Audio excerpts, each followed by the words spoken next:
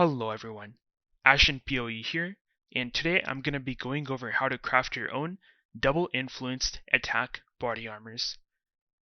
For this craft, we are going to be using the Astral Plate base, so this body armor will work better for melee as you have more strength to actually wear the body armor itself. And we use Astral Plates particularly because Astral Plates have that implicit, which gives them up to 36 all elemental resistances, or 36 total elemental resistances, which is obviously extremely powerful. And the first thing that we're going to be doing is we're going to be Warlord Slamming in order to get a minus to total mana cost mod on our Astral Plate. And the only way to get that mod is through that Warlord Slam.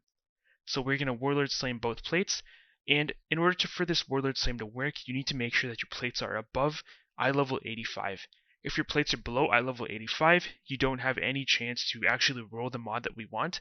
So just make sure that your plates are above eye level 85 so you can roll that Warlord's mod that we want. Alrighty, so now once we've gotten the plates, unfortunately our Warlord Slam did not hit what we wanted it to hit, so we are just going to reforge attacks with Harvest until we get that minus to mana cost of skills.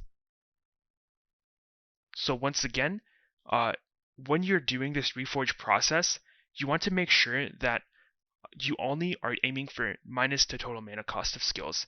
If you get any other Warlord's mod, you need to reforge again, because if you have multiple Warlord's mod on your item, unfortunately that will make the Awakener's Orb not always hit what you want it to hit. So once again, if you're looking at this Astral Plate right here, you want to make sure that the only conquest and the only Warlord's mod on that item is that socketed attacks have minus 15 to total mana cost. Any other Warlord's mod on the item will brick it, and you cannot proceed further in the crafting process.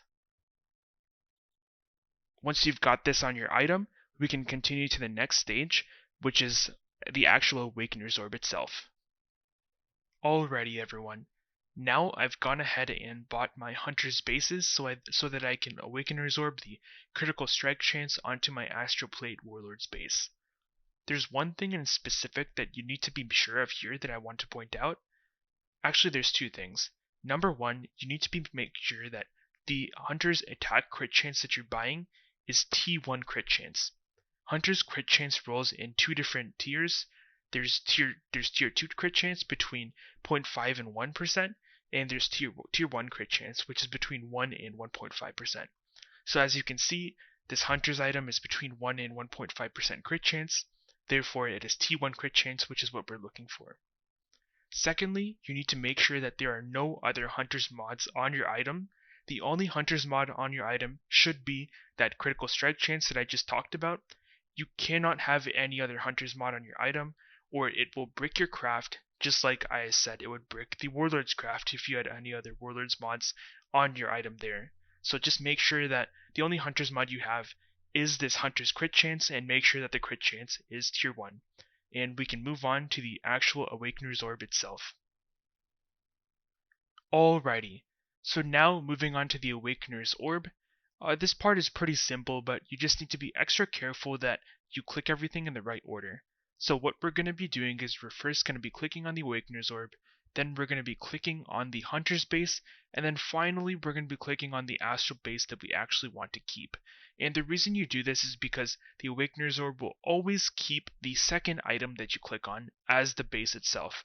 So for example, if you click on the Astral second, we will keep the Astral base in our final craft. And if we clicked on the Astral first, we would lose that Astral base, and we would not be very happy about that.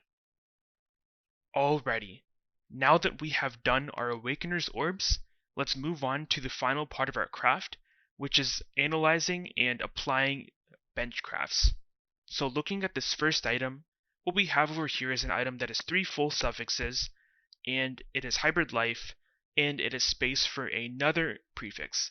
So what we obviously want to do here is just put on more life, because every build in the game that's going to be using melee and that's going to be using an attack chest is going to be life based.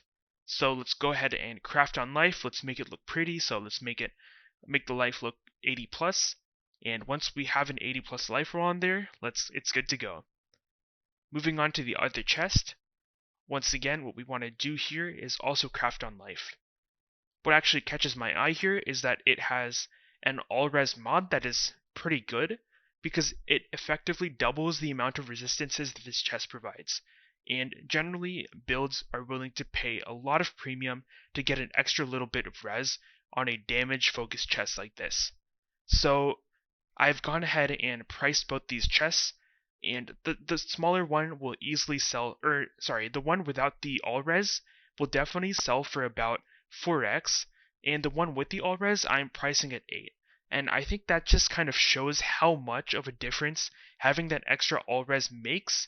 And actually, while I was also editing this video, I actually got an offer for that better all-res chest for about 7 exalts. So I'm very confident that it will sell for 8, especially because I got kind of an immediate offer at 7.